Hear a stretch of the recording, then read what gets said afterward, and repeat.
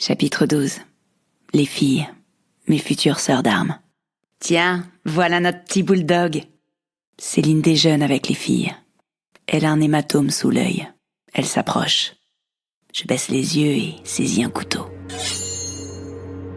Daisy et une grande brune s'interposent. Les autres filles se lèvent également. Fous-lui la paix, Céline. Elle a compris, je crois. La grande brune a un accent italien. C'est la plus belle femme que j'ai jamais vue. Céline les regarde et dit froidement : « Je n'avais pas le choix, et vous le savez bien. » Daisy m'apporte un lait chaud et du pain. Les filles s'assoient autour de moi. Elles se présentent une à une. Rapidement, elles se racontent. Un pansement pour l'âme, j'imagine. Sugar Daisy est née à Liverpool dans une famille de dockers. Elle apprend la musique avec les marins de passage et tente sa chance en tant que chanteuse. Elle ouvre pour le grand George Formby au Cavern Club. Il la remarque et l'embarque avec lui. Elle le suit dans tout le Royaume-Uni et outre-Atlantique pour quelques dates. Daisy tombe amoureuse de New York et décide de s'y installer. Elle fait la tournée des cabarets. Elle a le parfait profil de l'English Candy. Malheureusement, la Grande Dépression vient briser ses rêves de carrière. La chute est rude.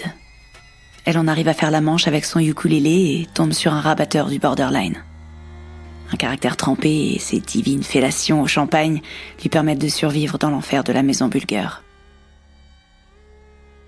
Nicoletta Scuro est une femme splendide, née en 1902 dans un village surplombant Naples. Ses parents sont restaurateurs.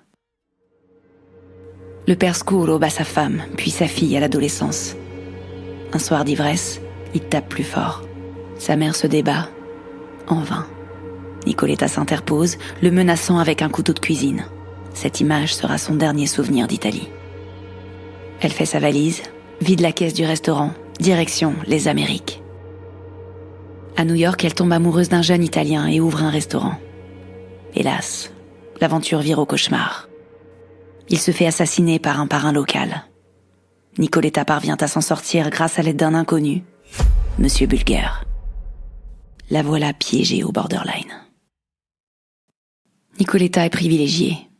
La nature lui a fait don d'un corps aux proportions idéales et d'une croupe à faire tanguer les dieux. Une peinture animée. Belle sous tous les angles, dans la lumière pâle de l'aube, jusqu'aux rayons blancs de la lune. Elle a su charmer le père Bulgare pour rester en vie. Elle n'a que des clients raffinés.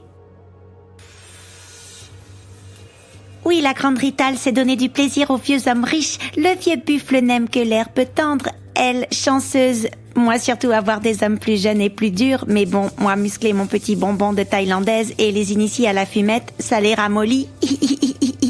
La petite Sunny est un mystère. Elle viendrait de Thaïlande. Son père serait tatoueur. Mais elle n'en est pas certaine. Sunny parle sans discontinuer. Elle adore se déguiser, voire se camoufler. Son corps d'adolescente et ses yeux innocents et amusés font bander les plus froids. Dixit Daisy.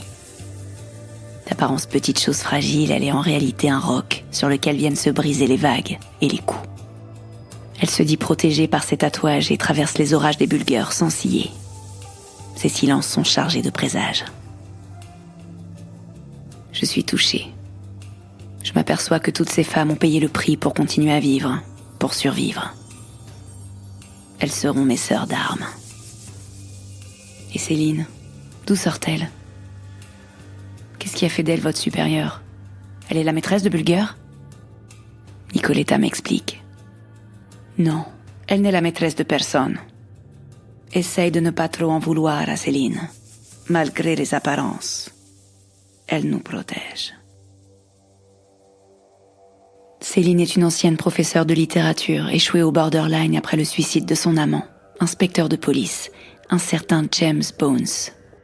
Celui-ci, rongé par la culpabilité d'avoir saboté le véhicule d'un collègue en échange d'une promotion qu'il n'a pas eue, finit par se défenestrer. Céline était tombée amoureuse de lui alors qu'elle était en voyage à New York avec son précédent mari. Un sac à main volé, une rencontre au commissariat, le coup de foudre. Sans emploi fixe à New York en 1930, elle se retrouve à la rue. Son défunt amant, qui lui avait fait parcourir la ville, lui avait signalé les endroits chauds. Elle s'y trouve désormais pour se vendre au plus offrant, dans les meilleures conditions possibles. Cette grande brune raffinée, stéréotype de la parisienne, marque de sa griffe française les nuits new-yorkaises. Elle est la seule dominatrice du borderline.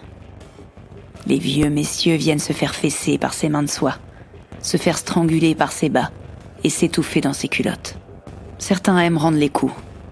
Elle est coriace. La soirée a été traumatisante.